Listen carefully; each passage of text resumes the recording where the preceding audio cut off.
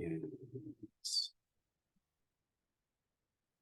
there we go. Trying to troubleshoot a very small screen. So welcome everyone. My name is John Schaefer. I'm the Associate Director for Graduate Student Success and Professional Development. And this is our Spring 2024 Master's Virtual Orientation Program.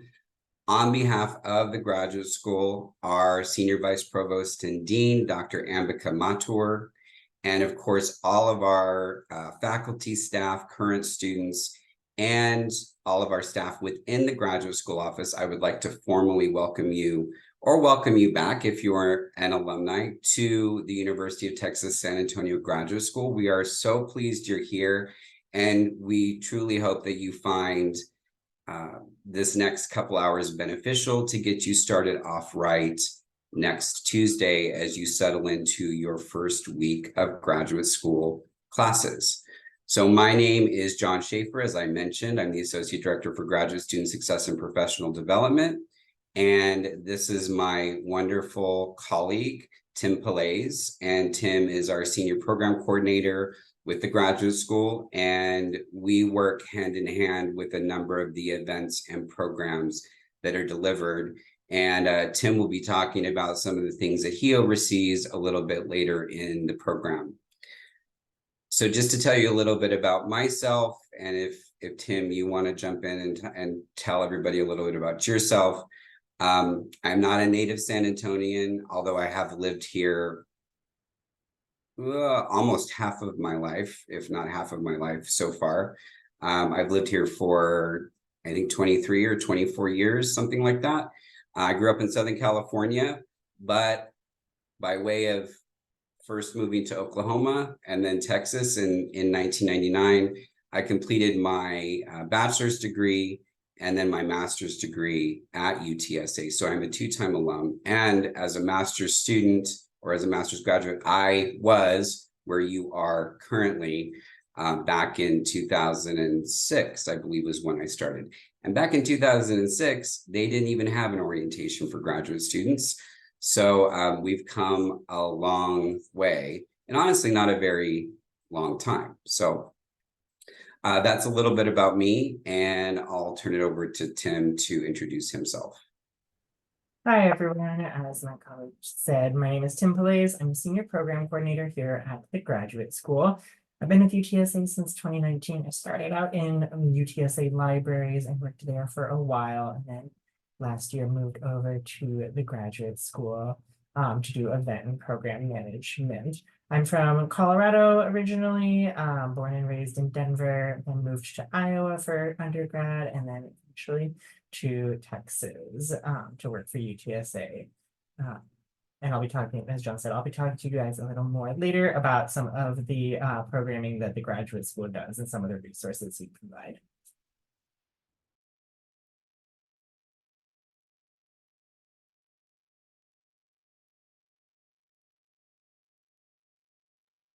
John, you're muted. Yeah, as I'm still muted. You know, you would think since 2020, when all this virtual stuff started, that I wouldn't still make that mistake, and yet here we are. So let's go over your Rowdy Ready checklist. A link to the document was sent to you in your email, and in the follow-up email that I sent you. If you did not receive that email, which I think the majority of you did, I will also include this in the follow-up email just in case, or just in case you can't find the email. So a couple things to note on the Rowdy Ready checklist. There are a number of items, but I think some of the primary concerns, a lot of the questions we get from students is about getting your UTSA ID. You can get it in person, or actually now there is the opportunity to get your ID online. The question gets asked, two questions with this often in orientation. That number one, if you're an alum, meaning you got your bachelor's at UTSA, do you need to get a new ID? The answer is no. Your current ID that you have from your bachelor's degree is perfectly fine. The other question is, do you need your ID to step foot on campus or to start your first class? The answer to that is also no.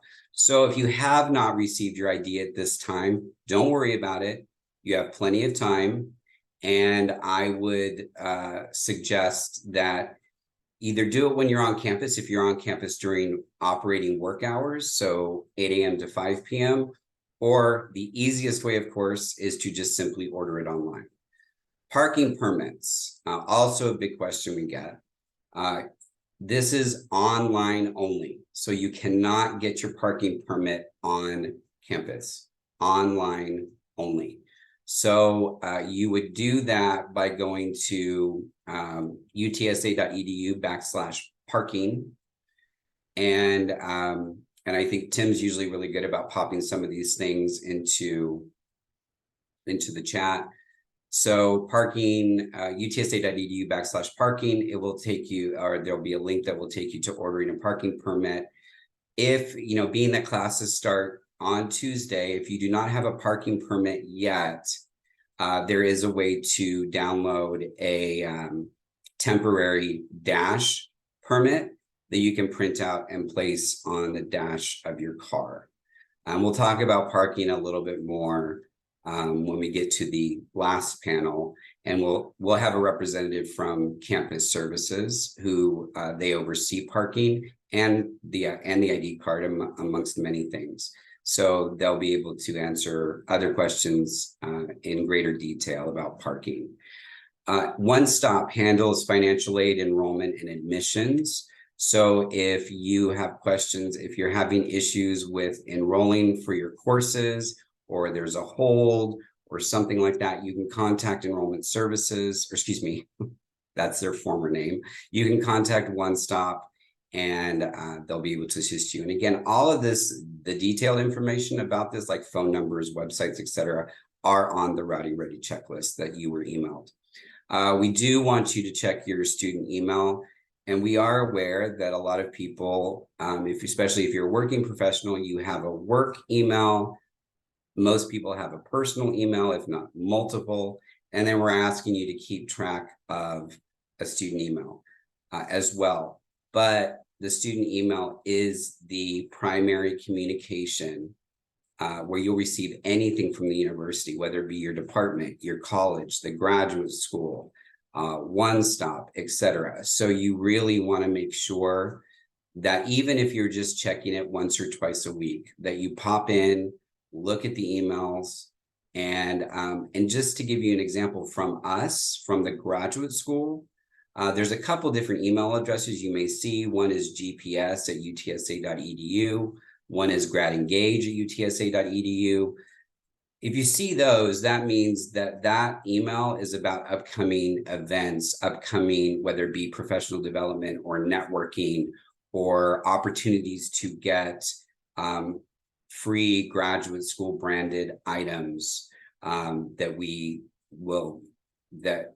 provide to you at events, or opportunities for free food like our coffee and donuts. And I don't want to get ahead of myself because all this is under Tim's or all of those types of events are under Tim's purview, and he'll be talking about those more in detail. But just my point being, make sure to check your student email. Like I said, you don't need to check it every day. Once or twice a week is fine, but just stay up to date on that type of thing. Technology at UTSA, the things you'll want to know are, of course, be familiar with ASAP. Air Rowdy is our Wi-Fi on campus and on all campuses. We now have 5 campuses, I believe, and every single one of those campuses have Air Rowdy available. You should only have to log in once at one of the campuses to then have it automatically engage the Wi-Fi at any of our campuses. So with any of the ASAP, Blackboard, Air Rowdy, or Zoom, to log in, you do use your ABC 123 and whatever you have designated your passphrase to be. Department or college orientations. So these are program-specific information. You will not receive program-specific information in this session. So if you have questions regarding your program, enrolling or meeting with your graduate advisor, program requirements, etc., you will need to contact your department or also attend their college or program specific orientation. If you have not received an invitation to that, or if you have not been reached out by your graduate advisor or program coordinator for your program or for your college, you will want to reach out to your department to find out more information about this. So those are some primary items on the Rowdy Ray checklist. As I mentioned, there's a lot more things to review, and it's a good resource for you as you get started. Our marketing and communication representative does a tremendous job on making sure that everything that is upcoming in the graduate school, or for highlighting students, as everything that I mentioned to you, special events, professional development, engagement activities, whether it be at the main campus or the downtown campus, all of these items, opportunities for free money. I call it free money. Another thing Tim will be talking to you about in a little bit. All of these items get placed on all, primarily Facebook, the app formerly known as Twitter, and Instagram. They go on each one of those. So we do encourage you to follow us on Facebook at UTSA the Graduate School, Twitter at UTSA Graduate School, Instagram UTSA the Graduate School, and of course, subscribe to our YouTube channel, UTSA Graduate School. Everything that we do virtually or hybrid, we record, and then we place on the YouTube channel for future use by our students. So we would encourage you to subscribe to UTSA Graduate School so you receive the notifications when a new video has been uploaded, such as this one. And then, of course, there is LinkedIn, which is a group, and you can, again, search for us by UTSA, the Graduate School. Okay, I'm going to talk to you a little bit about what we offer as far as navigating your career.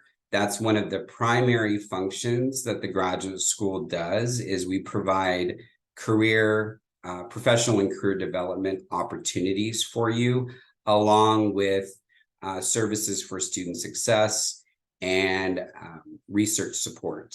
So in the realm of professional and career development, we do encourage students, and of course, you all, our master's students, are our largest population of graduate students, to attend the sessions that make sense to you and to furthering your career development, and things that you can place on your resume, on your LinkedIn profile, that you attended these trainings or received a micro-credentialing badge in XYZ topic. So we do encourage you to attend these sessions. Again, we do market these heavily via your email and social media. So and all of our sessions, as I mentioned, are either virtual or hybrid. So you do have, even our in-person sessions, you do have an option to hang out with us virtually if you're not able to make it to campus. And as I mentioned, all of these sessions are recorded and placed on the Graduate School YouTube channel.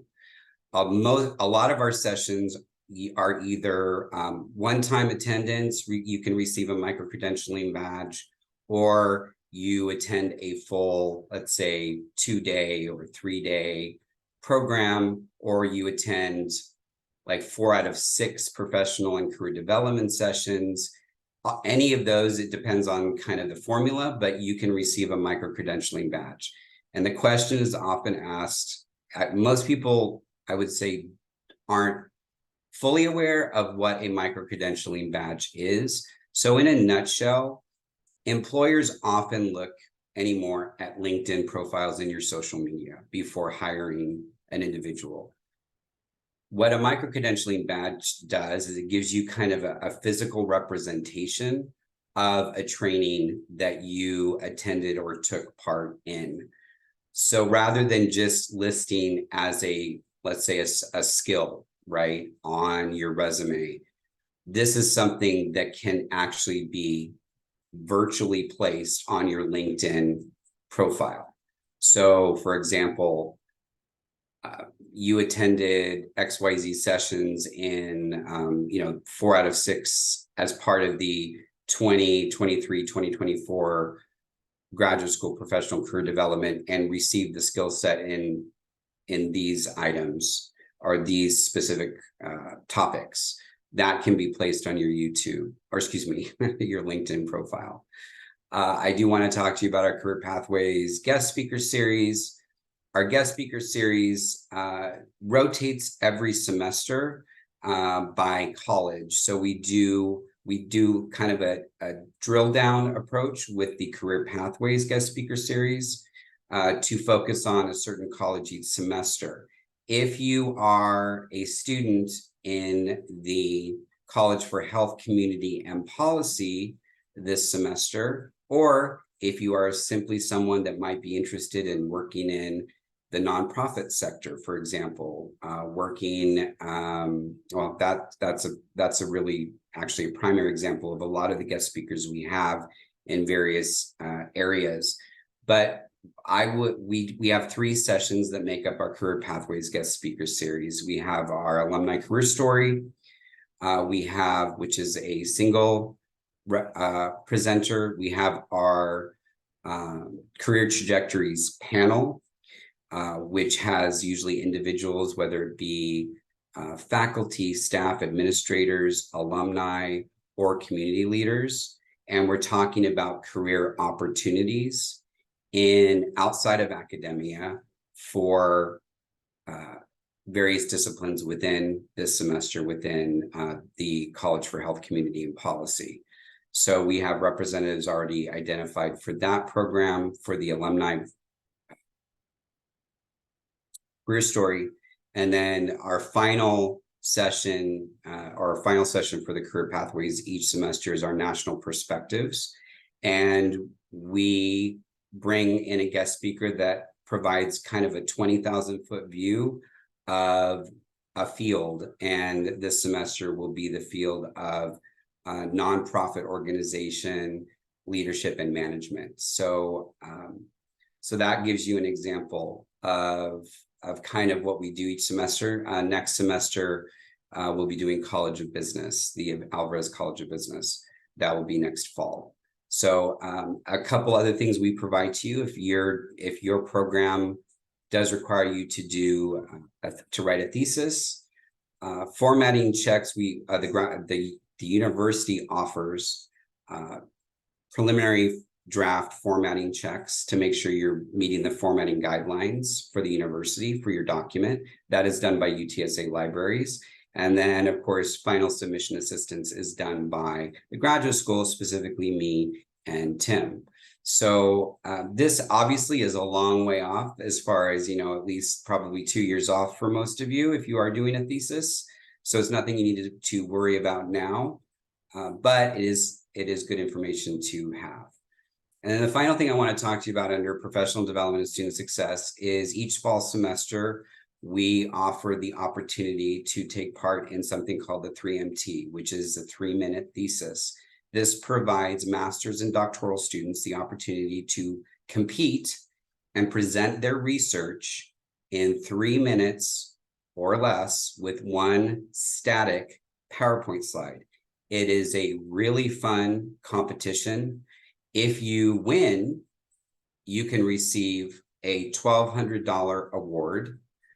We also have a $750 award for second place, a $300 award, a $500 award for third place, and a $200 award for People's Choice. So that is a nice benefit and incentive to our winners. And this year we are starting something new where the winners of the competition, so first, second, third, and People's Choice, your department will receive matching funds that they can use to offer travel funding to their students to go to conferences, for example. special trainings. So if you win $1,200, you win the 3MT, your department also wins and receives $1,200. Now, again, that will not be until next fall, but be on the lookout.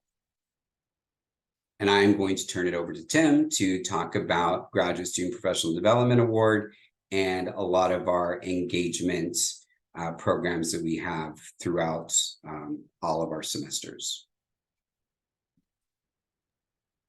Yeah, hi everyone. First I did, aside from this, I did just want to say real quick, we'll be trying to answer your questions as they come in. If we're going to talk about it later on, and answer that question later on, then we're just gonna leave them for now and we'll address them later on. For example, the gym membership one, we have someone from wellness who can talk about that later. Otherwise, we'll be answering them as we go. We may not get to them right away though, so a little bit of patience. As far as funding opportunities go, so one of the things that the graduate school provides is Graduate Student Professional Development Awards, which is a long way of saying travel awards. This is funds that can be used for you to go to conferences. You do have to be presenting at the conferences. However, the funding is not just for attending. You do have to be presenting or participating in some capacity. Now that can range anywhere from either giving a live talk, participating in a panel discussion, giving a poster presentation, or even facilitating a panel discussion. So as long as you're engaging somehow and part of the conference in a way beyond just attending, you are eligible to apply for that award. The Graduate School's Travel Award is a $750 max, and students are eligible to receive one each academic year. So you can apply for one, for example, this year, your first year, and then again in the coming academic year, which, just for clarity's sake, begins with the fall semester and runs fall semester through summer semester, and then begins again at the coming fall semester.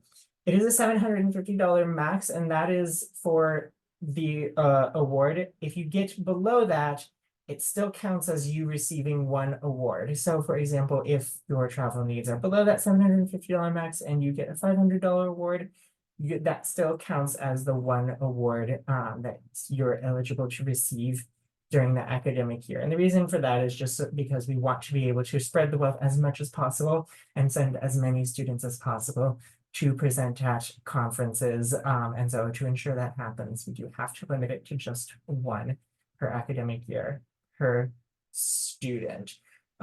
Those awards come out throughout the fall, spring, and summer semesters. We have various deadlines. They are posted on the website. And basically it's a rolling application up until those deadlines, and then we process them. If you miss that deadline, then it will be processed in the next coming deadline. So for example, the first deadline coming up is going to be on February 1st. And then the next one after that, I want to say in April. We have a website for that. If you have questions, you can go to that, and I'll post that link here in a little bit. You can go ahead and advance it, John. So community building is the other area that I oversee. So first thing, Graduate Student Appreciation Week. It happens every April. It is the first full week of April. And we have events going on throughout the entire week. We partner with various campus partners to provide events and resources for you as graduate students. And that event or that week involves all sorts of events, from First Fridays, which I'll talk about here in a little bit, to this year we're hosting our very first graduate research symposium, which will be the Tuesday of that first week of April, which will provide graduate students an opportunity to present their research so that we can showcase all of the amazing things that graduate students are doing here at UTSA. And hopefully that will include opportunities for students in the arts to display their works and provide performance space potentially for students in the performing arts. And then of course, poster presentations and research presentations as well. First Fridays are a monthly networking event that we have every, first Friday of the month. And we have first Fridays every month of the regular semester that has a first Friday. So for example, we don't have a first Friday event in January because school's not in session on the first Friday of January. So they'll begin again here in February, and then they'll be each month until, until the end of the semester. Those first Friday events are an opportunity for us to provide some food for you to pick up GradSwag, and most importantly, it's an opportunity for you to get to know your fellow graduate students, especially those who may be outside of your immediate cohort. And just build your own professional network, interact with graduate students who you may not see on a day-to-day basis. Those events are also very well attended by the postdoctoral research fellows. And so it's an opportunity for you to interact with and get to know the postdocs and what it is that they do here at UTSA. Just in case that's something that you are thinking about or considering, or you have no idea about and want to learn more about what a postdoctoral research fellow is and does. Similarly, we have monthly downtown campus networking events. Those are going to be also in that first week of the month. Usually they're on Thursdays because we are much more limited in the spaces available to us at the downtown campus. Sometimes the days shift around a little bit. For example, I know February is Thursday, but then March is this semester is going to be Monday, just because that's the only time space is available for us to use. But all of that gets posted on our events calendar on the graduate student or on the graduate school's website. We also send it out in email blasts, and we also post flyers around. And it also gets posted, of course, on all of our social media. Once again, those are just an opportunity for students at the downtown campus or students who want to go to those downtown events to, again, network, engage with one another, build a professional network outside of your immediate cohort, and get to know some other graduate students, talk about the graduate student experience, and even help each other provide resources, create writing groups. Really, it can be whatever you want to get out of it. And yeah, those are my main areas. Oh, I think pass it back to John now. Oh no. No, now we have a panel discussion, which I am moderating. John, okay, so did you want to introduce people? Oh, you can go ahead. Okay. All right. So now we have a panel discussion where we're going to bring 3 of the graduate student school staff, and 2 of them are current graduate students here at UTSA pursuing their PhDs, and 1 is a graduate from a UTSA graduate program earning her PhD.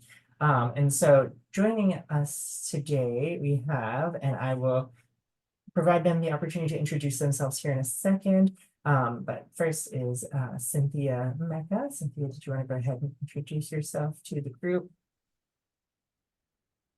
Yes, good morning still. I'm Cynthia Mecca, and I am a 3rd-year PhD student in the educational policy PhD in the College of Education. And I am currently working on my qualifying exam. And I also work for the graduate school. Yay. All right. Also joining us from the graduate school is Anna Gorigas, which if I butchered that last name, I apologize. I know I should know, but I'm bad at names. Anna, could you go ahead and introduce yourself as well? Thank you for having me. Hi, everyone. My name is Eric Villegas. I am a 1st-generation Latinx student, both born in this country, but also to go to college. I went to St. Mary's University for my undergrad. I went to the University of Notre Dame for my Master's of Education. And I'm currently with Cynthia in the PhD in Educational Leadership with a higher ed administration emphasis. I'm also in my 3rd year. I'll finish up my coursework in the spring. So I'm very excited to move on to dissertation and all that. But thank you all for letting me join you today. And Tim Marie is trying to get logged on. So All right. And so our other panelist is Maria Medrano. And it sounds like she's experiencing some technical difficulties. So when she's able to join us, I'll have her introduce herself as well. So panelists, how this will work is I have a series of questions I'm going to ask you. I will be directing them probably to each of you to start, and then if the other has anything to add on to what the other said regarding the topic, feel free to jump in. And it looks like Hello. Maria is able to join us. Wonderful. Maria, do you mind introducing yourself? Hello, everyone. Apologies for the technical difficulties. My name is Maria Medrano. I am the Director of Special Projects and alumni from the psychology program at UTSA. All right, so to get us started, and we'll go ahead and start with you, Cynthia, and then they said others feel free to join in. But what's one of your favorite memories of your time in graduate school, which of course for you is ongoing? Yeah. So in the College of Education and the educational policy program, they start us off in cohorts. And so I'm cohort 24 with Eric. And one of my favorite memories is when we all join together. And so we have hangouts. Like last night, we hang out and celebrated one of our friends who successfully proposed her qualifying exam. So it was fun, and being able to be a part of that family. We are 8 in our higher ed emphasis. So, we're very close with each other, but it's really fun to be able to have that family component.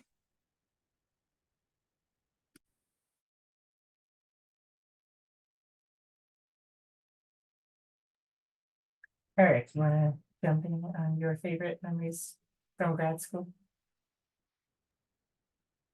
I think for me, I was alone. So I was working on my dissertation, finishing everything.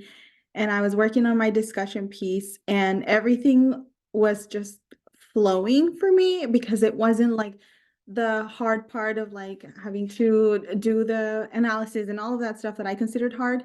So anyway, it was just flowing, and ideas were just coming, and it could be this, it could be that. And when I started the program, I never thought I would get to that point. Everybody told me, when you get a PhD, you're able to think outside the box. You're able to consider all these other possibilities. You're able to talk about your field just like nothing. And so when I was writing that, it just kind of came to me that I was like, oh my gosh, I'm not where I want to be, because there's always that you're always learning, you're always getting better.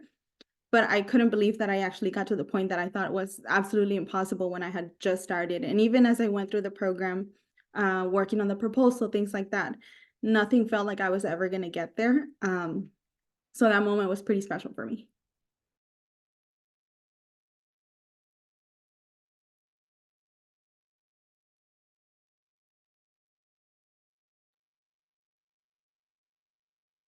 Eric, did you want to add anything, or would you want to move to the next question?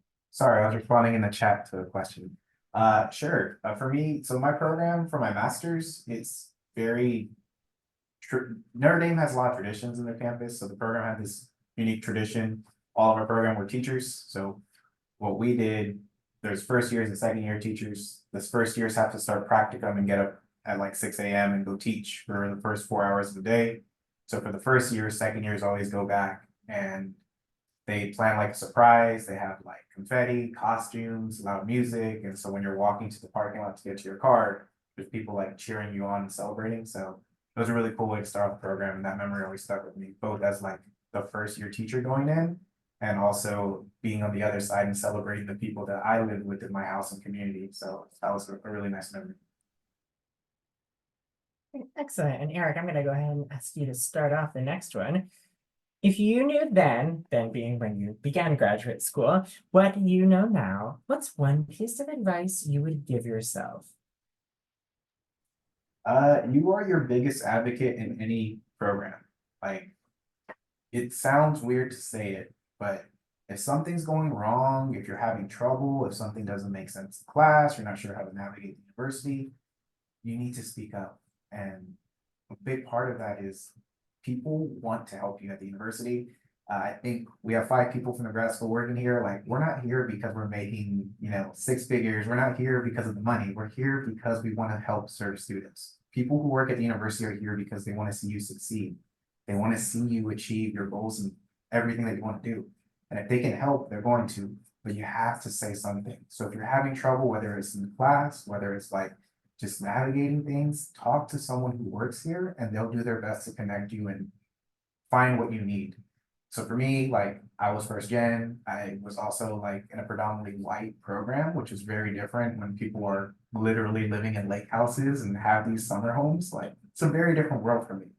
So when I was there, like, I didn't know of these different things. But when I finally spoke up a couple months later, I realized like there are different things that can help me navigate all these changes and different things happening. So be your biggest advocate and speak up if you have something, because again, we want to help.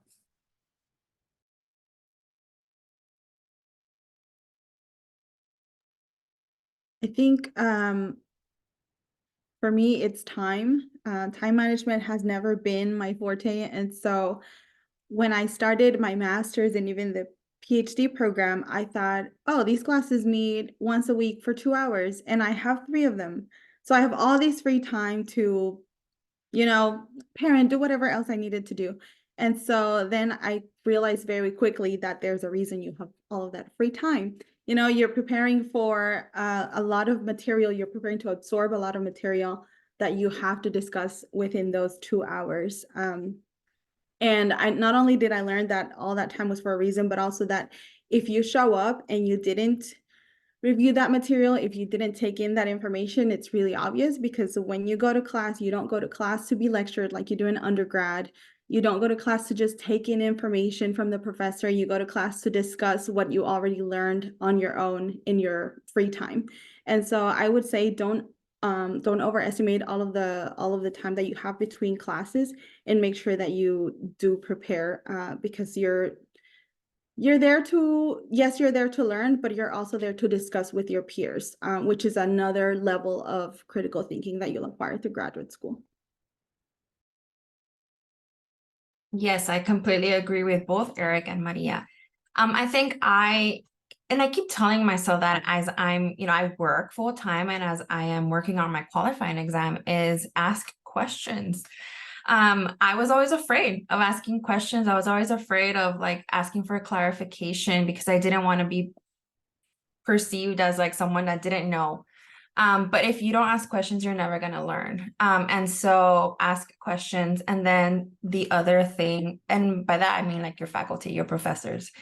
The other thing is make sure you take notes. I mean, I am a creature of old habit. I also like new things. So, like I use my iPad and stuff, but I take notes for everything. Because you never know, you go through a pregnancy and, you have mommy brain, which happened to me twice in graduate school. But, you have to remember everything that you're learning, and everything that you're reading. And so the other thing that one of my faculties told me last semester is like, when you're reading for class, read as much as you can and take a break and then go back. You're going to be reading chapters. You're going to be reading a lot of papers. You're going to be reading a lot that you have to decipher and try to understand. And most of graduate school is discussion-based classes. So you're not going to sit there and wait for a lecture. You're going to sit there, you're going to begin a discussion about what you learned and, everything that you're going to be talking about. So it's just, an FYI, but take notes, read, and take breaks, and be prepared to ask questions. All right. Dr. Adriana, I'll start with you this time. Why is it so important to find a professional mentor? How does one go about doing so?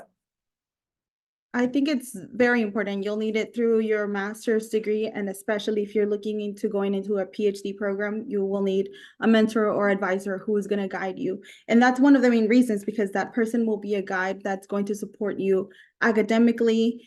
If they are a good mentor, are also in not necessarily support you in very personal matters, but they'll be willing to work with you and willing to understand your situations.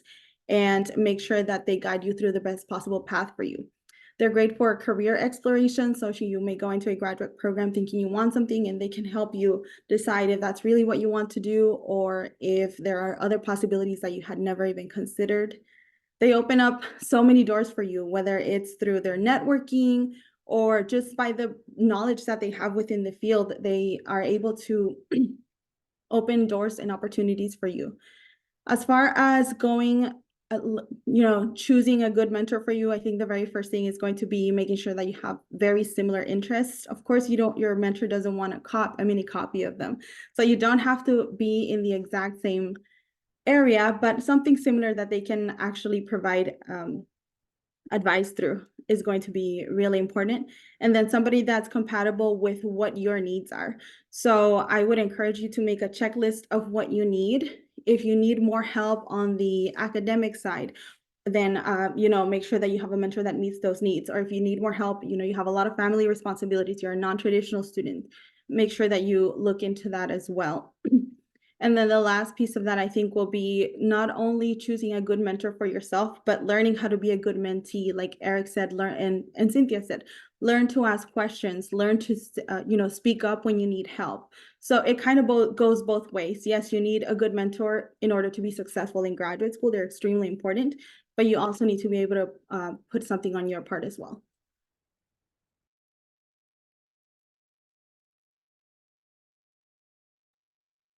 Am I next, or is it Eric? Whoever. Since I'm we are already- members, you Yeah, should- I'm already unmuted. So, in my program, they basically give you a mentor, and it varies by, who has availability and everything. But I ended up switching my mentor because I wanted someone that was more personable and someone that I can talk to about what I was going through. So like I mentioned, I had a baby last year. Well, wait, we're in 24, so 2022. And so I needed someone that would understand what I was going through and actually help me move forward, because I didn't want to take a break. I didn't want to take a maternity leave or anything. I wanted to keep going because I want to graduate when I wanted to graduate. And so my mentor is amazing, and he responds to my emails even if they're at 3 a.m. Not every mentor will do that. But like when you find yourself that faculty, when you're taking classes and you're like, hey man, I relate to this faculty member because he or she has the same experiences that I'm going through or went through. They talk to you a lot when they're teaching. They express about their experiences and about their own research. And then that's when you start, thinking, oh, I am interested in identity formation, or I am interested in first generation students and their experiences, right? So think about that and what you're interested in. And then that way, when you're taking your classes and you see that a faculty's research is on something that you're interested in or close, then reach out to them and be like, hey, I would love to see if I can work with you, as a mentee mentor relationship. And so that is one of the best advices that I can give is ask questions, ask them what they're doing, what their research is in, and see what interests you, and then be able to work with them. And you have to have that open communication so that they know that you're interested and you want to learn more. I can just quickly add, like, for your mentor, for me, finding the mentor part was like the more challenging thing. I bounced around between different people, and I mean, they're still friends and mentors, but like the one that I have right now, I met through like a recommendation from an older professional mentor from like just like work wise. And they would tell me to be present whenever events are there, because like people get to see you, and when they see you there, like they remember you. When he first told me this, I looked at him and I smiled, and all I could think is, nah, you can be virtual, you can do different things. Like, it's not a big deal, but it really did make all the difference because I attended these extra events that were open to students during an interview session for faculty. I was there at every session in person, asking questions, participating, and my mentor came up and told me, like, I haven't met you, you're a higher ed student, what's your name? And from there, like, she started asking more questions. She found out I wanted to do research, and she ended up pulling me into her research team because of those interactions. She was happy that someone was committed to like participate in the program and wanted to help me any way she could. And that honestly made all the difference for my program, my trajectory. Cynthia gets to hear about me brag about how awesome my mentor is. Like, I think she's the absolute best at the university. Like, I couldn't ask for more. But putting yourself out there to the different events, and I want to emphasize too, professional is professional, but you learn a lot through peer mentorship too, right? Like, get to meet other people who aren't in your program, because sometimes you meet those friends and those people and that attitude and how you like continue to build habits and accountability, like that's a mentorship, peer mentorship. This is like research back. Maria can talk more about this, but it's really helpful for your development as well. So put yourself out there at those different events. If you're able to, try to attend, and you never know what's going to happen from there. But if you don't go, you limit your opportunities. But when you do, like, you expand those. And that's one thing I wanted to add. Don't feel limited to have one mentor. If you know, don't be stuck in that mindset. If there's someone else who has expertise in another, maybe I am interested in higher education and psychology. So I had 2 mentors. If you want to add a peer mentor to that, that's going to be the more mentors, effective and good mentors that you have, the best.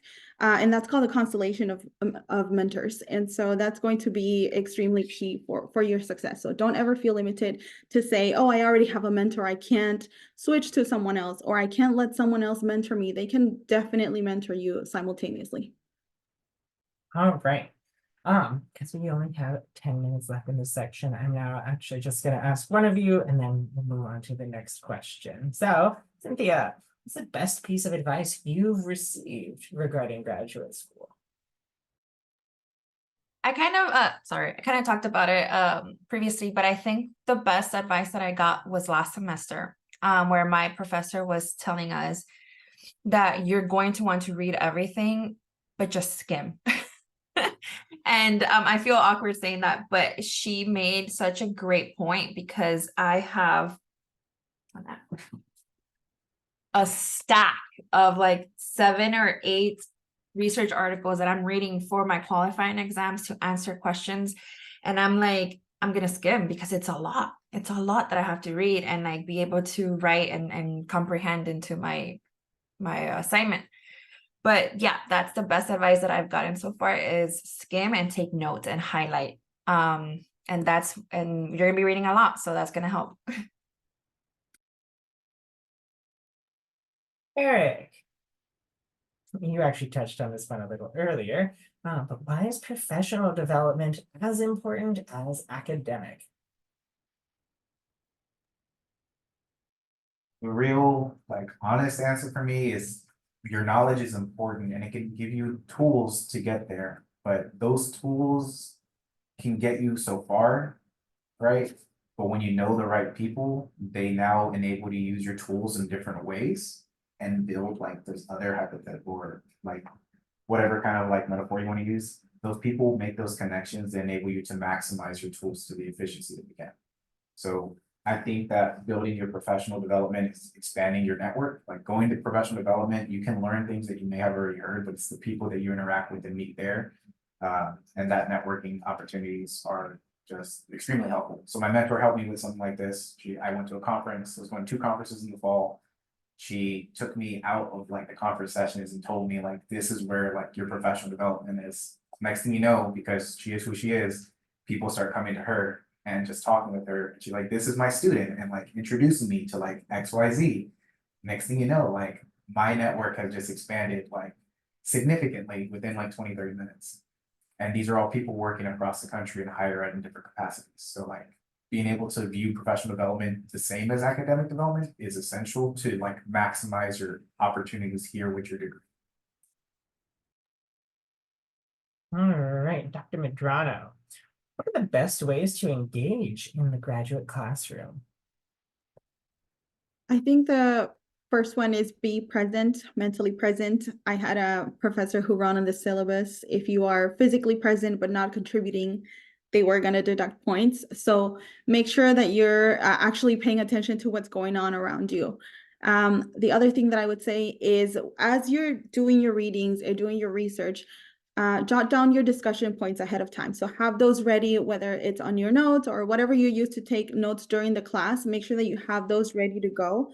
so that you can bring that up. If that's, especially if that's something that you found interesting and you want to talk about it, bring that up in the classroom, and see what everybody else, thinks about that specific part of that week's lesson.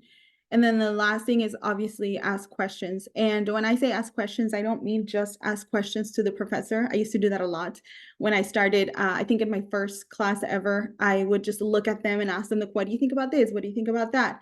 Ask your classmates the questions, especially if they bring up a point that was one of your discussion points.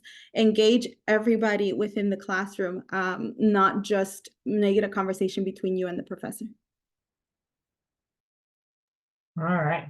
The next question is, in your opinion, what 3 factors are most important to graduate student success and why? Since there are 3 of you, instead I'll ask each of you to state what you think is the #1 most important factor for graduate student success and why. So whoever is ready to begin, please feel free to do so.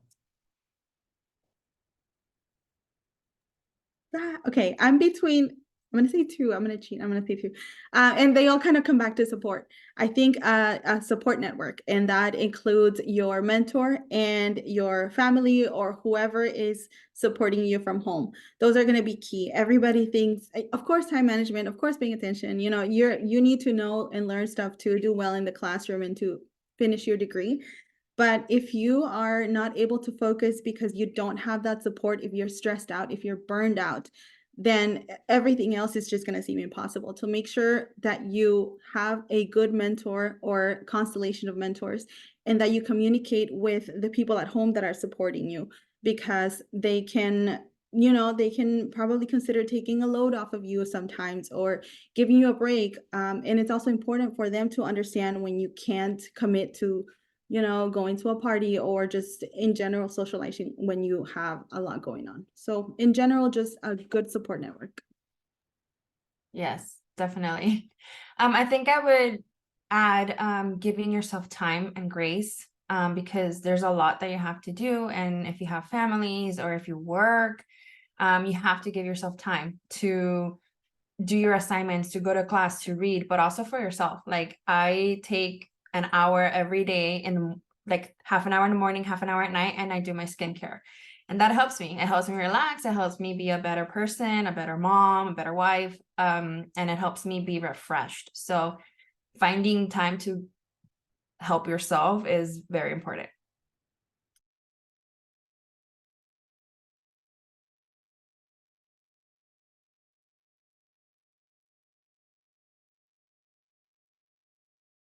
I'll just say I really think time management, I know it sounds like everyone knows this, but like I don't think everyone really thinks about time management, and that it's not just school. Like Cynthia mentioned, what is your time for yourself? What is your time for your families, your loved ones, your friends?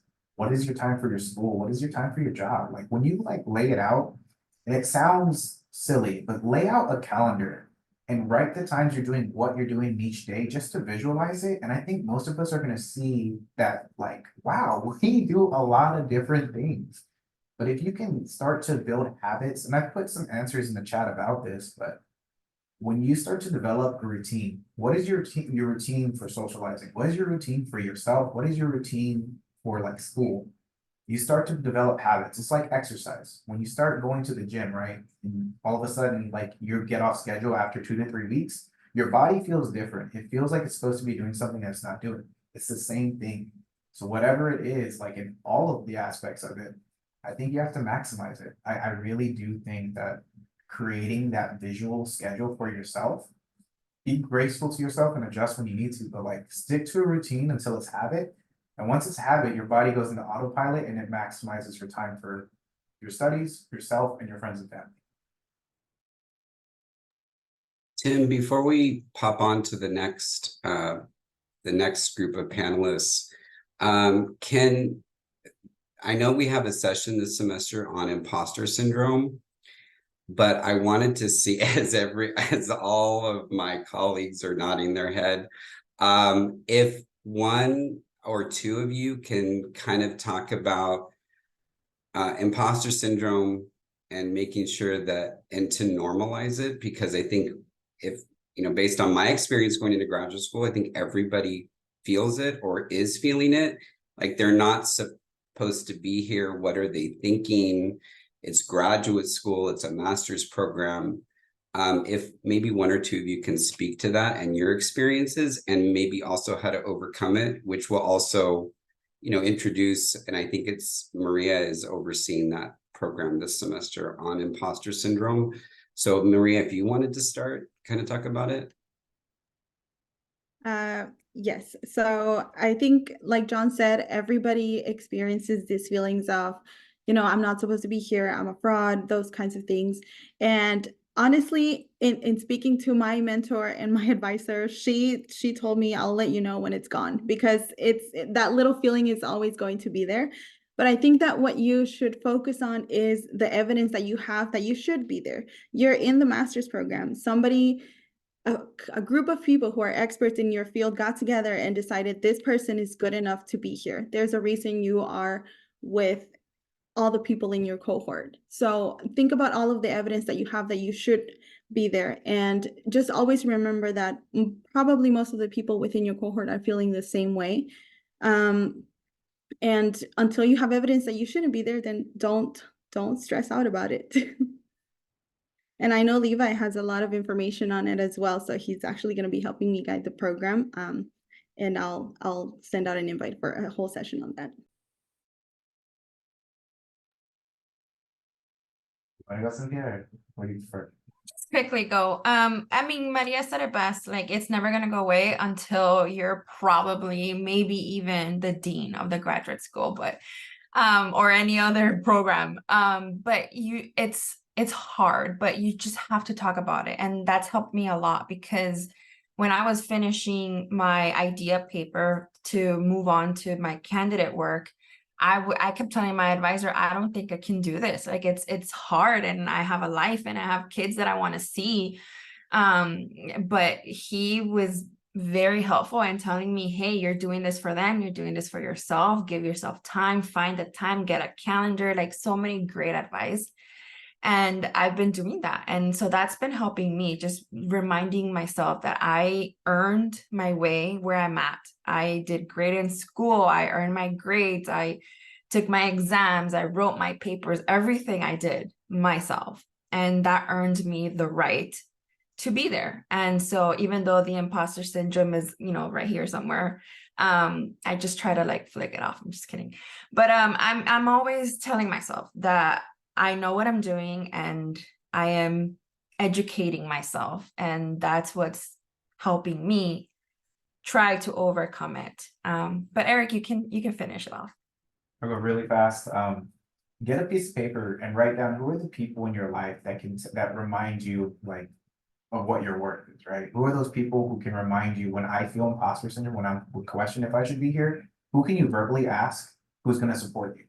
Make that list and go to it when you feel those feelings. And then when you feel those feelings, or if you're making that list and you're not too sure, like Tim, Cynthia, me, John, Maria, like come to us, send us an email and ask to talk and tell us you're feeling this. And we'll remind you, you're here, you were accepted for a reason, right?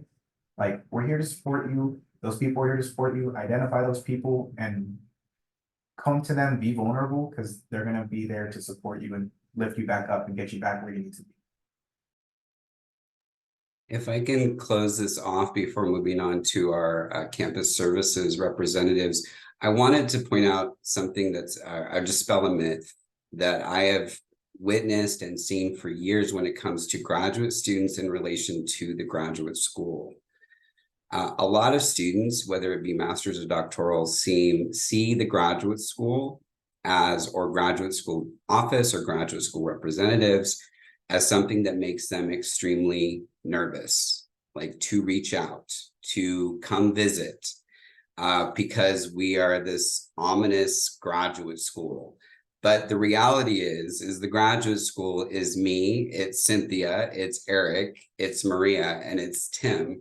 We are real people, we are approachable people, and we are all here to help you. And each one of us, as you've heard, have been or currently are where you are right now. So we can very much relate to you. So never feel like that because it's the graduate school, you can't reach out and ask for assistance or ask for guidance.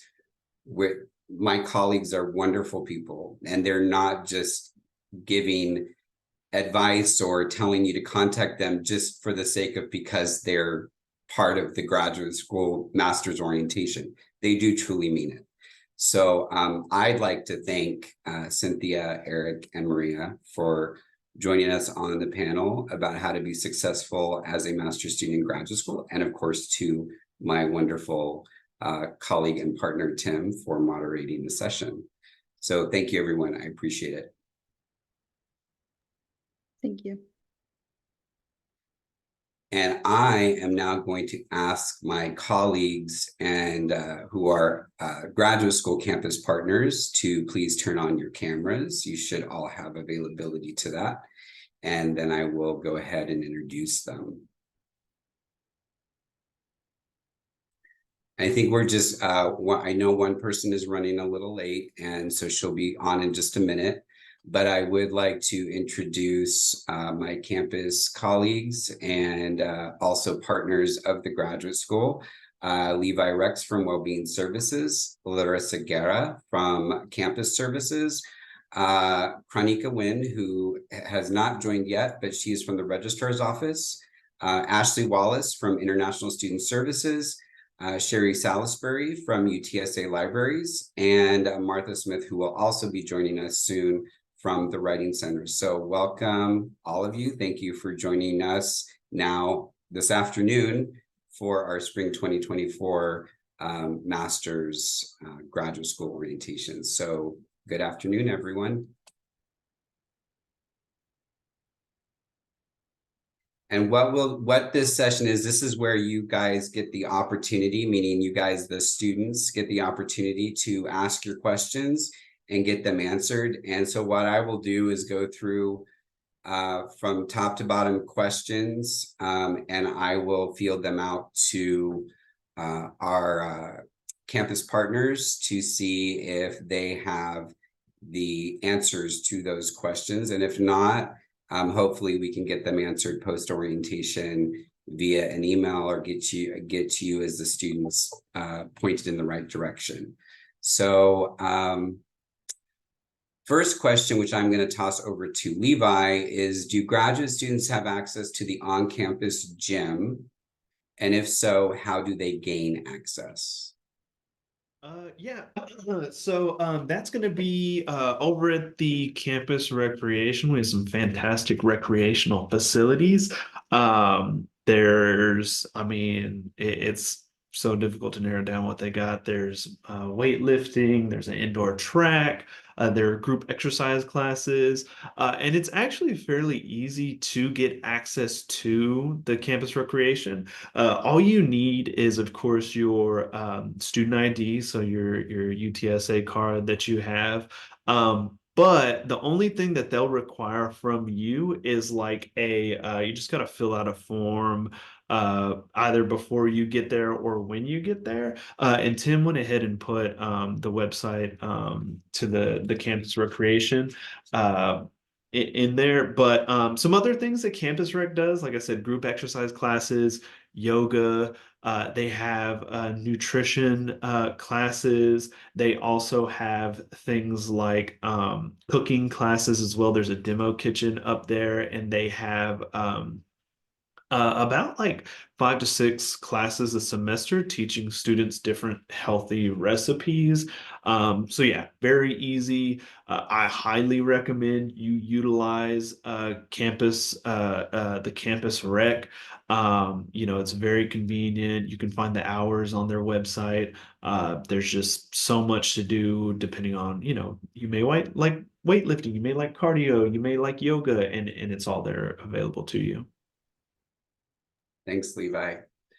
And Ashley, I think this question is for you based on the question. I think it's an international student, but the question is, I have opted 3 courses out of which 1 is online, but because of very little registration in the course, on one of the courses, it might get canceled.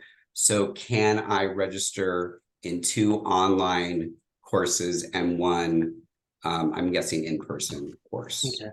Yeah, I think that sounds like for a question for me. So if it's an F1 student visa student, Department of Homeland Security does require 9 credits per semester, and 6 of those must be in person or hybrid. So unfortunately, the 2 online courses and 1 in-person class is not going to satisfy the requirement. So I think if you're in that situation, I would highly recommend reaching out to your graduate advisor of record, trying to find some alternative classes, maybe try and find a hybrid class that will fit that requirement. But unfortunately, no. I hate to say it, but no, the 2 online classes will not be enough unless you take 2 online classes and 2 in-person classes and take more credit hours. You could take 12 credit hours.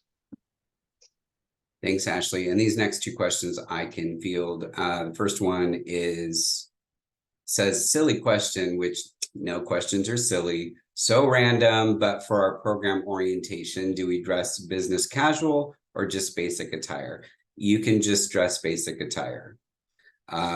You do not see what I'm wearing from the waist down, but no, but seriously, just basic attire is fine for attending orientation, including your program orientation. If we completed our undergraduate degree at UTSA, do we still need to submit a completed transcript? The answer is no. One Stop will take care of that. So if you are a graduate of UTSA, you do not need to resubmit a transcript to complete your admissions process. Let's see. Can I register in 2 online? I think this is a similar question, Ashley. Can I register in 2 online courses for my master's coursework? Oh, I think that's actually that's the same student. So I think we covered that. Let's see. This question is, I'll field this one as well. They're asking about their orientation for master's business program during 6 to 7:30 on January 10th.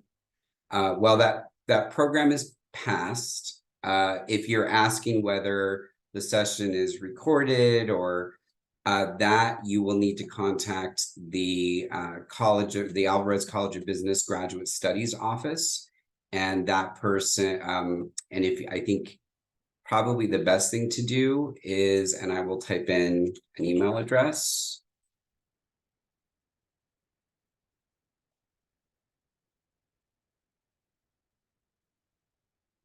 So Kara Jones at utsa.edu, and she's an associate director in the Alvarez College of Business Graduate Studies, and she should be able to assist you. Let's see.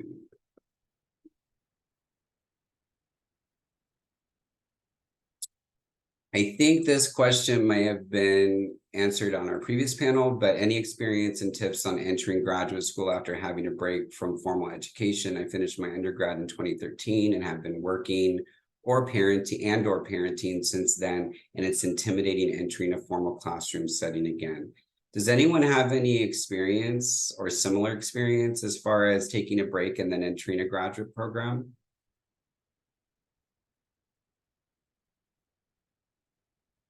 Oh, and either Martha or Sherry, go ahead.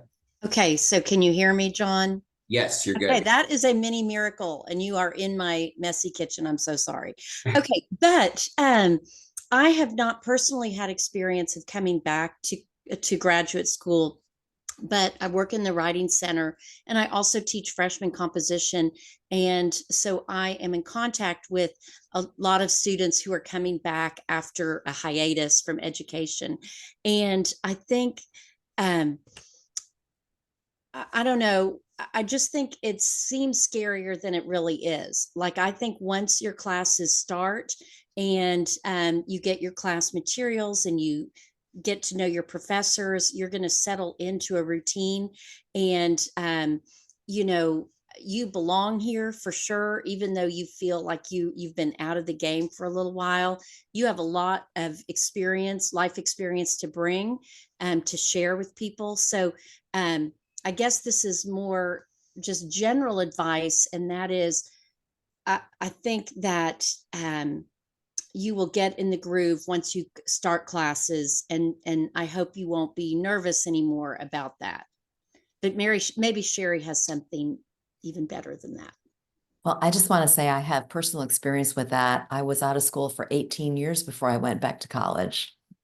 So that was a big break, and I wasn't sure if I don't know, I felt like I'm not sure if I'm still smart anymore. You know, am I smart enough to do this? And, you know, I did well previously, but you know, am I going to be able to do it now? So you definitely just want to take it one day at a time. You know, once you get acclimated, like Martha said, you're going to find that you're going to get into a routine and it's all just going to flow. And then, you know, one success is going to build on another success. And I have to say, I've worked as a librarian at UTSA. I've worked with a lot of students who were not used to having to do research using databases and things like that, because maybe previously they didn't have access to such things in their education. And don't worry about that either, because you've got, you know, you've got your own personal librarian who can work with you. You can always talk to me because I've got that personal experience of coming back to school too. But definitely you can do it. Thank you both. The next few questions I can field. I think this question is probably back during our last our student success panel. When do we need to select a mentor? Is a mentor required for doing thesis work? Not necessarily a mentor, but you will be kind of determining who you want to be your thesis chair, so the chair of your committee. And it's I wouldn't say there's a specific time frame. I think you're probably looking at once you get in your coursework and you see what the research areas or interests of the various faculty that you have as professors, and also maybe a relationship you're establishing with one of your faculty. And so if everything aligns, that's probably the person you're going to want to ask to be your thesis chair. And oftentimes a thesis chair or a dissertation chair will end up being a mentor. So they'll be a double deal. So hopefully that answered your question. Given experience, how many classes do you recommend to take while working full-time? It's a good question that is going to be determined by you. If you want to start off with one class or two classes and see how the semester goes with working full-time, I would suggest, at least in your first semester, no more than two if you are a full-time working professional. That's been my experience. And then if you think, you know what, this isn't so bad, I can do three, then go ahead and try three after that. But to start off, I would say no more than two as a full-time working professional to make sure you can keep everything balanced. This question is also for me. Will someone, just because of, you know, I oversee this program, will someone post the YouTube link after the session so we can go back later and listen? Yes, I mentioned this and you may not have been online. I will be posting this on the Graduate School YouTube channel, and we'll be sending the link out to all those that attended and even those that were registered but were not able to attend. So you can go back and look at the full program at your earliest convenience. And I'll also be including a number of links to our various student services that have been discussed during the program. And that way you have direct links to those services.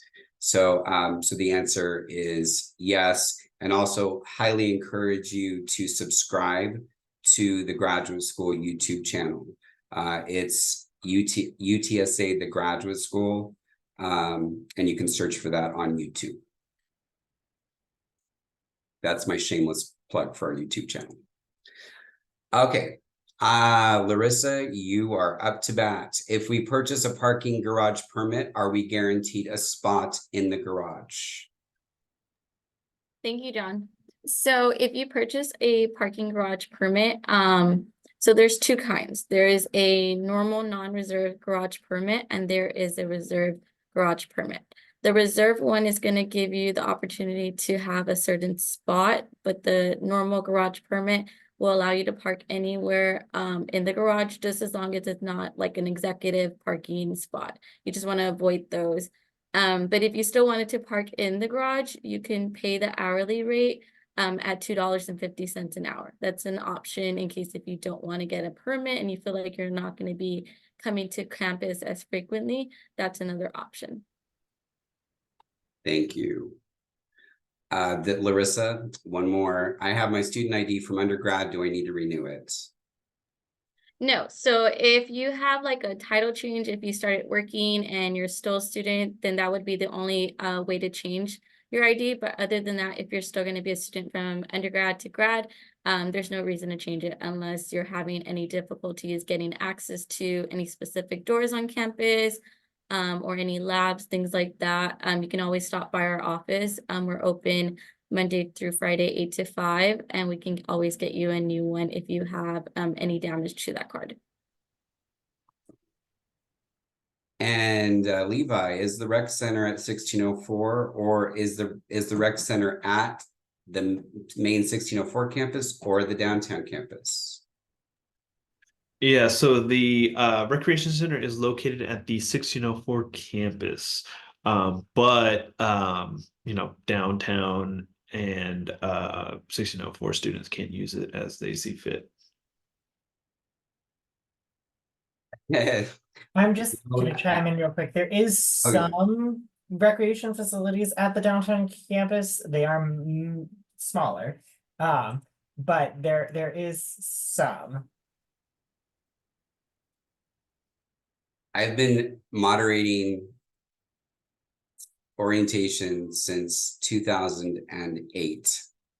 And yet I always will come across a question that I have never heard before, which is, and I do not know the answer to this, does UTSA offer pottery classes?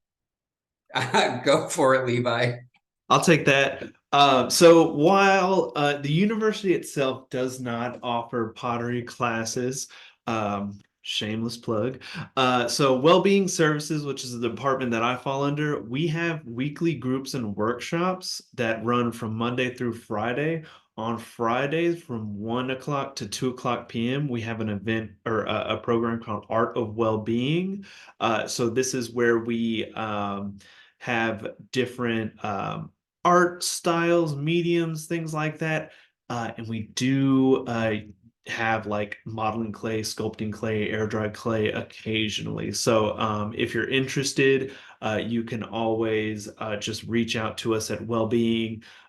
We sort of have a plan of what we're doing throughout the semester. So if you want to know when we're going to be doing some of that sculpting or pottery, it's not pottery per se, but we do have like terracotta, things like that that you can use to, you know, sort of scratch that itch.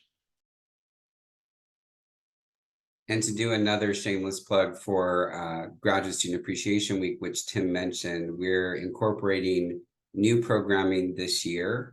And a few of the ideas are along those lines, such as painting with a twist, bingo nights, trivia nights, and all of those programs will take place during Graduate Student Appreciation Week, which is the first full week in April. So be on the lookout for that. And a student responded to about the MBA program orientation. It is tonight, according to the student. So appreciate that feedback. And again, if you have questions about the MBA orientation, you can email Kara, Kara.jones@utsa.edu. John, I Yes. keep getting emails. I know that UTSA recently acquired the Southwest Craft Center. And so it's, I think they call it UTSA Southwest. I can't remember, but there are community art classes available there too. So if you're interested in that, you may want to check that out. The Southwest campus of UTSA, and they do have community art classes. Thank you. Will I be notified via email if my program has an orientation? Yes. I mean, that's the short answer. You should have been received an email. If you have not received an email, Tim earlier in this program had sent a link to all of the graduate advisors of record. So you can find your graduate advisor based on your program, and you can contact that person via email. do all graduate programs have their own orientation? Again, that would be if you have not received an email about one, you would want to reach out to your graduate advisor or academic department. Let's see. Are there any graduate assistantship opportunities on the downtown campus? If so, how can we apply for these positions? Normally, graduate assistantship opportunities are going to be through your academic department. So you will, again, want to contact your department, ask that question, maybe even during your orientation, and they'd be able to tell you if there are positions open and available.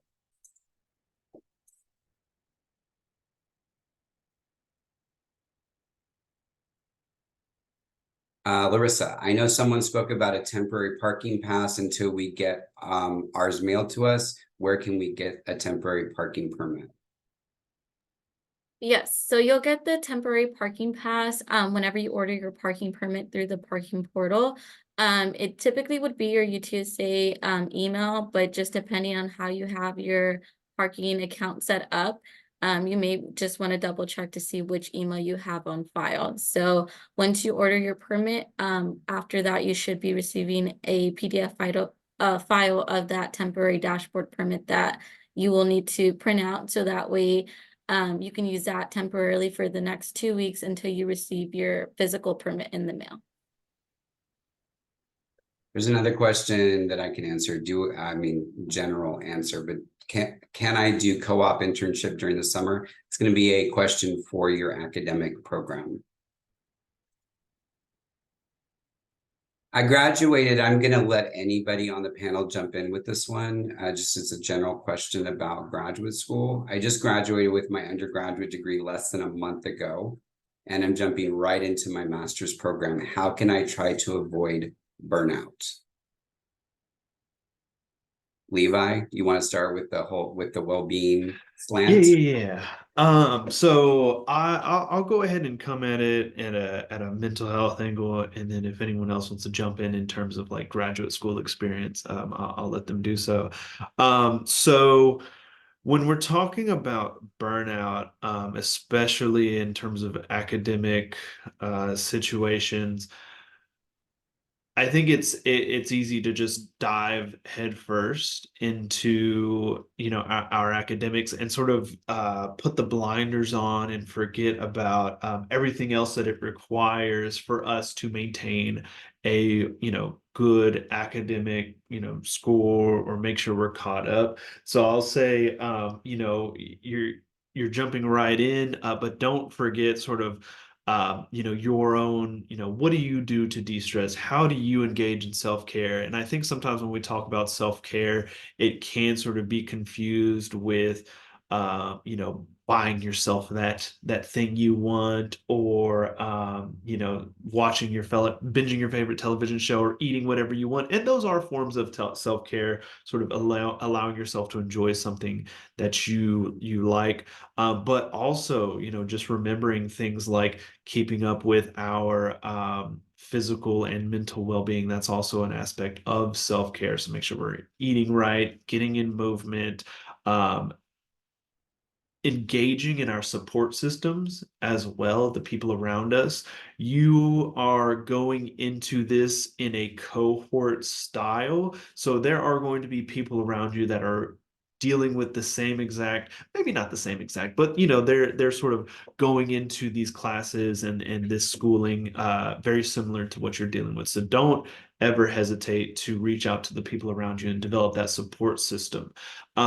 In terms of actual resources, I'll just talk about what we've got here at UTSA. So obviously, well-being services, which is the department that I fall under. So we have events, programs, activities, giving you that opportunity to socialize while also learning about different education topics and things like that. We also have our Wellness 360 counseling and health and mental health counseling service, or clinical services here on campus. So that includes things like, making sure we're caught up on our vaccinations, making sure that we're seeing a doctor every now and again, just for like quick acute checkups, like that kind of care. And then of course, like if we find ourselves overwhelmed, if we find ourselves sort of hitting that brink, all would never hesitate to reach out to the counseling portion of our clinic.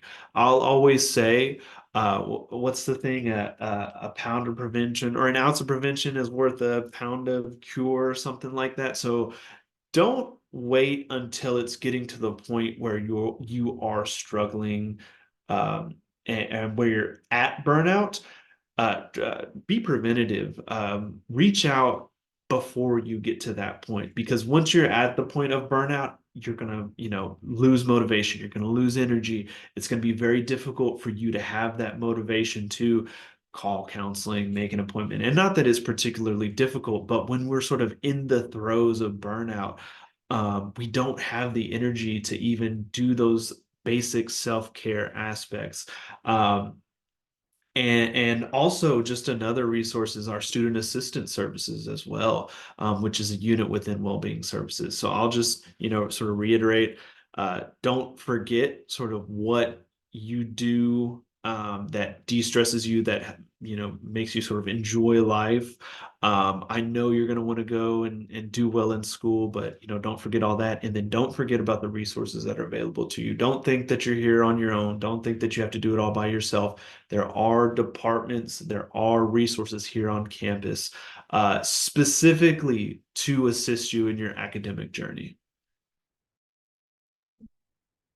And Thank I you, was thinking too, to avoid even getting to the point of burnout, make sure that you're taking advantage of all of the different services on campus. Like, Martha's at the writing center. So if writing is the thing that's stressing you out, talk to her. If you're having trouble with your research and you don't know how to find information, talk to your librarian. You've got all these different services on campus that can really help you possibly avoid. And like Levi said, don't wait till you get to the point where you're really going crazy. When you're just starting to get going and you're just starting to realize that you're having a little bit of trouble with something, take care of it right away. Get in touch with some of us. That's what we are here for. Thank you both. I'm gonna give my colleague Kranika Nguyen from the Registrar's Office for, first of all, an introduction, and secondly, a question or two to answer. The first question is, I am an online student. Where do I go online for class on Tuesday? We'll send that to Kranika, and then Martha can be a backup since she's also a faculty member. Hello, my name is Kranika Nguyen. I'm an associate registrar in the Office of the Registrar. So for online courses, you want to make sure you have access to your ASAP account. All of your information is going to be there, as well as in Canvas. That's where your assignments are going to be. You want to make sure that you're checking your email. All of your instructors are going to communicate with you through email. So please check your UTSA email and make sure you have access to all of the resources on my.utsa.edu. Check your schedule, as well as checking your Canvas. Everything will be available starting Friday. Is that correct? Friday? Yeah. And one more question. I'm not sure if you have answers about financial aid, but for financial aid, would I apply now if I'm starting in May 2024, or is the summer a separate application? Let me double check on that with someone from financial aid. I believe so. There were some issues with the FAFSA application. So let me check with that department and see if this is a good time to do that. Okay, thank you. Another question is, I'm interested in getting a part-time job related to my field of study. What is the best way to look for it? I would go to our University Career Center website. They have a portal called Handshake, and you can hop onto Handshake and look for job positions that they have posted. The other opportunity is you can speak to faculty members, and they may have ideas of positions you could look for within your field and within the city of San Antonio.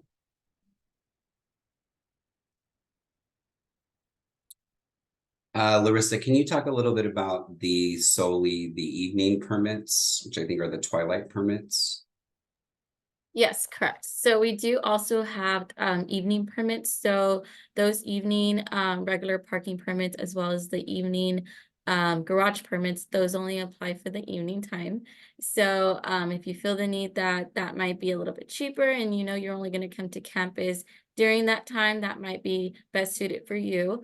But if for some reason you say, hey, I want to start off with the twilight or evening permit, you can do that. And if for some reason you decide to want to upgrade maybe to like a commuter surface pass or maybe a garage pass instead, you can do that by going over to one of our cashier windows here at the main campus, whether it's the Barley Garage or the Jimenez Garage.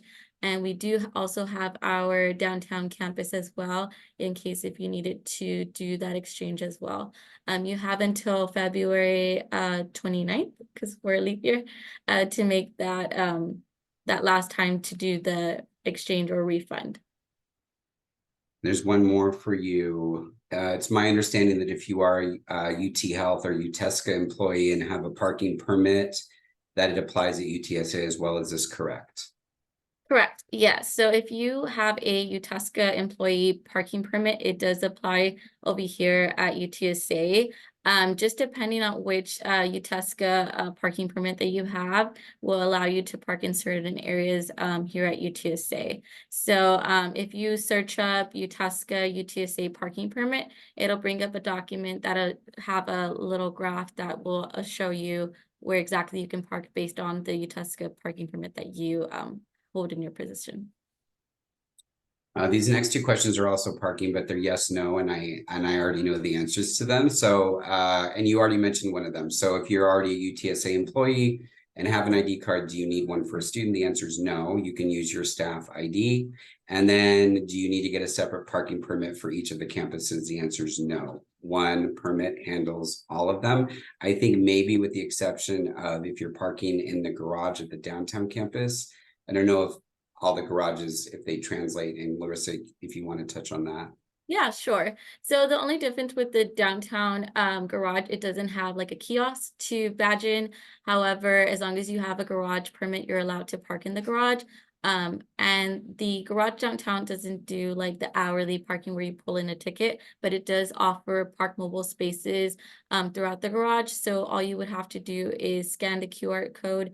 It's going to be a white sign that has a QR code. You'll want to look for that. Just as long as you park in, scan the QR code before you depart from your vehicle and make that payment, you'll be set to go. One more. This is about bus transportation. What are the UTSA bus transportation hours from Main to the downtown campus? Okay, so unfortunately, the runner does not transport from Main to downtown. However, we do have the VIA bus, which is the city transportation. As a student here, you do get a free parking bus pass, sorry. So as long as you use Route 93 for the VIA bus here on main campus, it will take you near the campus. It won't drop you off right in front of it, but you'll be around the area. So that way you can go ahead and just avoid driving downtown and then just go ahead and go onto the campus. So, and here's another one. Always lots of parking questions. What is the best parking spot if my classes are in the business building? I know that, well, let me just start off that if you want to pay for a garage permit, you'd want to do the Bowerly garage. That's going to be the closest parking where students can park. If you are okay with taking the runner, which they have a great schedule, they have their own app where you can track the runner schedule. There is the interdispersal loop, the bus loop, on the north side of campus, which is right next to the business building, drops off from certain parking lots on, I believe, the west side of campus. And Larissa, do you specifically know like what lots drop off at the bus loop on the north side of campus? Oh, you're muted. Thank you. I don't have that information at the top of my head, but I can always get with you on that to make sure that everyone has that information. Yeah, you probably, I don't know if that stuff is posted on y'all's website, but it might tell you based on maps. And also, if you download the Runner app, I would guess that that is going to tell you if you park in this lot, this is where you're going to get dropped off. So there are a lot of surface parking lots on the west side of campus. And usually I think the Runner runs every 15 minutes to the various spots and then drops you, I would say, what is it, like 500 feet away from the business building, you know, very short walk. So just time yourself well as far as parking and catching the shuttle. How much is a commuter parking pass, and is it prorated since we already are halfway into the school year? Yes, so the commuter parking pass for the annual academic price, it's going to be $182, but at this time for this month, it's $122. So as the months go by, it will drop down in price. Thank you.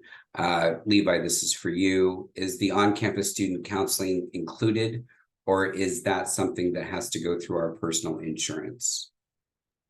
Yeah, no, it is totally included with your tuition and fees. That's why, I don't like to say that it's free because it's like, you're paying what is it? It's like a student health fee. If you check your detailed list, it's in there. So no additional cost is what I like to say. You can just sort of set up an appointment, give them a call is probably your best bet. In the future, especially now that the counseling and health have sort of condensed into one area, they're looking to make mental health counseling, making appointments available virtually. But for right now, calling is just going to be your best bet. And speaking of virtually, the Wellness 365, are these services available virtually? Definitely, yes. So health, there are telehealth, and then the counseling as well is available virtually. If you are, let's say it's after hours or something like that, if you're looking for another option for virtual care in terms of like mental health, I would also recommend Timely Care, which is our digital mental health support app that we have available for all UTSA students. It gets you in contact with a counselor or therapist 24/7 via like your phone or computer or something like that. And I'm going to toss this over to Martha. Do you know of any training to help you read efficiently? One of the previous panel members, mentioned learning how to skim well. Hi, John. I saw that. I saw that question, and I've been thinking about it quietly by myself over here. And partly skim reading, I don't know about that term. I know exactly what you mean by how are you going to handle all the reading. Your job is to engage deeply with the reading. So sometimes skim reading is not the answer. But I know one skill with graduate studies is to figure out like what's the most important things that you have to engage deeply with, and what are some of the sources you can skim in a way and get an understanding of. And I am not a reading specialist at all, so I cannot give advice on, how to do that. I think it's a skill that will develop the longer you're in graduate school, as you realize that you're not going to have time to read every single thing thoroughly, but you are supposed to engage fully with the assigned readings.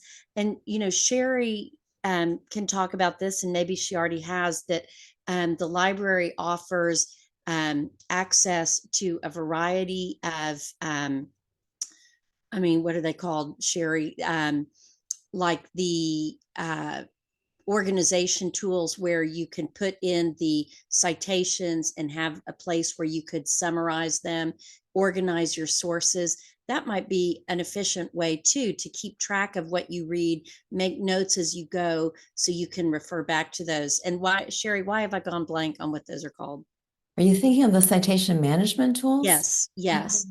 And Right. don't you think that gives you a place to put what the citation for the source, and then a place where you can summarize or include key points? Right. It definitely includes a place for you to store all of your articles too. So, and it allows you to annotate them so that you can highlight things and make notes on them and stuff like that, if that helps. And that way you have it all in one place. Plus it works with Microsoft Word to be able to help you cite as you're writing your paper. So I think that would be a great idea for incoming graduate students to find one of those. I know UTSA offers access to 2 or 3 of those with some training every semester, but to just start keeping track of all of your sources that you're reading, so you don't have to like go back and find them later. They're all in one spot, and that annotation ability, I think, would be super helpful. and we've already started posting our workshops for that for the spring semester. So, and more are coming. So just check the library's website. And as you're a beginning graduate student, I think that is a wonderful time to start picking one of those management systems, and then just rely on that throughout your graduate program. Thank you. Levi, can you talk a little bit about the health center, the clinic on campus? What it, just kind of briefly, what it offers? Do they need additional health insurance? Is there an additional cost? Yeah, for sure. So as far as services, most of the services that are provided by the Wellness 360 Health Clinic are acute care services. So let's say, you're on campus, you take a tumble down the stairs, you're riding on one of them scooters, you fall off, you scrape your knee, you get bit by one of the squirrels. That's something that they can definitely help out with. Now, for more chronic, issues, that's something that you're going to want to, obviously reach out to a community, like a general practitioner or something like that. But just for like, let's say you wake up, you think you have the flu, you want to go get tested, and then you need some assistance with like, perhaps some care, you need a prescription. That's something they can help out with. We do not have a pharmacy on campus, but fortunately there's like that, there's like a CVS or Walgreens nearby. There's a CVS, always, of course, Walmart and H-E-B are available. So that's what they can provide for you in terms of services, more so acute care. You do not need insurance to visit the health clinic as of now, but if you would prefer, there is a student health insurance that is provided through Blue Cross Blue Shield. I believe it's called like Act Blue or Active Blue. I can put a link in the chat. But this is something that is, if you're looking to visit outside community care, general practitioner care, that's definitely something that it is available to students, but not required to receive care on campus. Thank you. I do not know the answer to this question. How can I apply for the Good Neighbor program at UTSA? Does anyone know what the Good Neighbor program is? I believe that is the Good Neighbor Scholarship, John. So it'll be through the scholarship office. It's Thank for you. like Latin America. Okay. Yeah, you can go to the if you go to the One Stop website, there should be a link to financial aid and then a link to the scholarships page. Questions about TASFA also need to go correct Chronica to financial aid.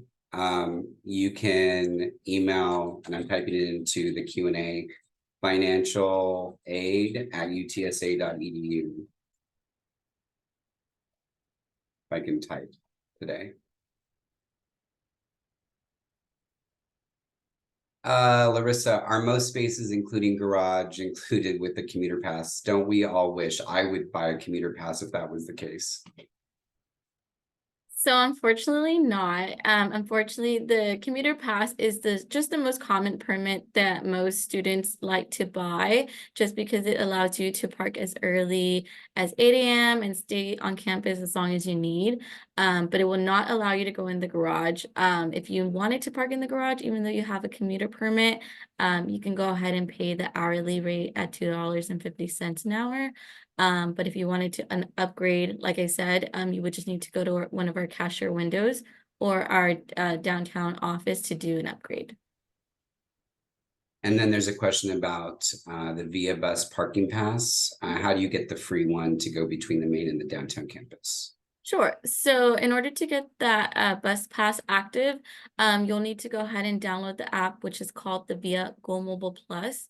Once you download that on your mobile device, you will want to go ahead and create an account. Typically, you would need to create it with your UTSA email. And then once you get that set up, they haven't turned them on yet because we're still currently in intersession. But once this semester starts, you should see it become active. Those that have like any type of issues, you can always stop by our office in case if you're not able to see it. And we can also give you like a little Springs 2024 sticker to place on your UTSA card. Thank you. Sherry, this one's specifically for you, and they actually named you. They want to know where you are, like what campus are you at? And then the other part of the question is, are the library trainings online at the main campus or at the downtown campus? So the workshops that we're going to be doing are online, and they're going to be through Zoom.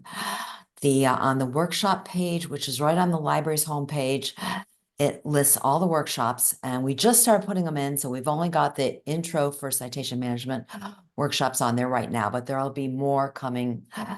I'll be posting them probably next week for EndNote and Zotero, and LaTeX and BibTeX. So those will be coming. I am physically located actually at home right at the moment. I do a lot of work remotely, so I can meet with students by Zoom, but I do also go into campus at the John Peace Library, and I'm not there on a regular schedule. So best way to reach me is by my email, and I'm always happy to answer any questions that you have. Was there anything else, John? Did I miss something? No, that was it. Thank you. Okay, you're welcome. We promise we won't give out your personal home address so people can show up and get. So this is a question for Larissa. Can students who are part of the Alamo College's higher ed master's cohort get UTSA student IDs too? I imagine so, since they are a UTSA student. Yeah, so as long as you're popping up in our card system, as long as your profile is created, you'll be able to get a UTSA ID. And this question, again, I think this is a financial aid question that Tim, I just noticed, had put the link into the chat to go to their website. But any additional grants or aid resources available to those of us trying to avoid student loans, and specifically for the spring term, I'm speaking off the top of my head, but it may be too late to receive any of those the free, what's called the free money for graduate students or for any student for the spring term. If you are needing aid to help pay, I believe that they still have what they call emergency financial aid loans that would be done directly from the financial aid office. But again, I would suggest, don't take what I'm saying, because I do not work in that office, although I used to many years ago. Go onto the financial aid website and look through the types of aid available to you and your options. So that would be my best suggestion. Kranika, did you have anything else? Yes, I was going to say, yes, you are absolutely correct. Right now, the free money would be gone, but there are loans still available that you can apply for. And the emergency aid form I think you're referring to is the tuition and fee loan that's available to all students to help pay those tuition and fees.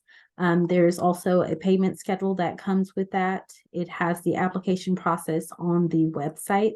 So please log on to the One Stop website of UTSA in the financial aid section, and it has the different types of aid that is available. But yes, you can apply for that tuition and loan fee as well. Thank you. And I'm going to stop it there. We actually got through all the questions that were in the Q&A, thanks to all of our campus partners, and then also thanks to Tim for busily typing in links and resources into the chat. So I would like to thank Larissa, Sherry, Martha, Levi, Ashley, and Chronika for being with us yet again, one more semester down for our orientation, and you all have a wonderful rest of your week. Thank you, John, and good luck, everybody. You'll do Thank you, great. everyone. Good luck. Thank luck, you. y'all. Good luck. So I'm going to invite Tim to turn back on his camera, and we will give any last words of wisdom before and any last pieces of advice before we send you off. We have 5 more minutes. The first thing I want to reiterate that was mentioned earlier and was mentioned by our just recent panelists and the first round of panelists is that the resources are here for you to take advantage of. They are part of your students, their student fees, so there's no additional charge. A question I get often, and Tim may receive this question too, is do you have to pay to attend our programs like the ones we offer in the graduate school? The answer is 99.9% of the time, no. There is one outlier, but that program is specifically for doctoral students. So as far as master's students are concerned, everything we offer is free. Everything that we are giving away to you is free. Whether it be food or graduate school branded items, the programs we offer, everything is free to take advantage of. All the services, as Levi said, no additional cost. No additional cost to you to take advantage of the campus services and resources. You just want to make sure to take advantage. We're really here to help you, to serve you, to make sure that your time here at UTSA and throughout the tenure in your graduate program is an absolute success, not only academically, but professionally, and that you have a good time as well. Like it is a lot about the work and about the classroom and about the research and about the presentations, but it's also about building a community, a support system for yourself. And the way you do that outside of the classroom is engage. And I guess, like I was saying before, most of our programs, if not all of our professional development, career development, student success are virtual or have a virtual component that you can attend. But we really would like to see you at our community engagement, community building events and activities that Tim oversees. There's always a lot of students there. You get to know people in other disciplines, students in other disciplines. So we really want you to make your time at UTSA successful, but also well-rounded for yourself. So I'm going to end it there. Tim, is there anything you want to say before I let them off for their Thursday? I would just say be sure to take advantage of the resources. If you're not sure what resources are available to you, just ask around. And yeah, finally, there was one last question. I did just want to throw this out there because it's important. So this is the master's orientation, which is not required. The orientation that is mandatory is if you're an incoming doctoral student, and that is different than this orientation. It will have different information. So if that is what you were looking for, be sure to check the graduate school's website. Finally, the one last thing I would say, and I put this in the chat, if you do have questions that did not get answered during this orientation or things that come to you after the fact, please feel free to reach out to us via that GPS@utsa.edu email address, and they'll get to you as soon as we are able to. Awesome. Thank you, Tim. And thank you everyone for attending. Really enjoyed you all being here. Have a wonderful rest of your week. Again, don't forget to pull out your jacket or go buy one before classes start on Tuesday, because it's going to be a chilly one. Have a wonderful, restful weekend, because the work starts on Tuesday. So good luck, everybody. And we look forward to seeing you throughout the semester. Bye-bye.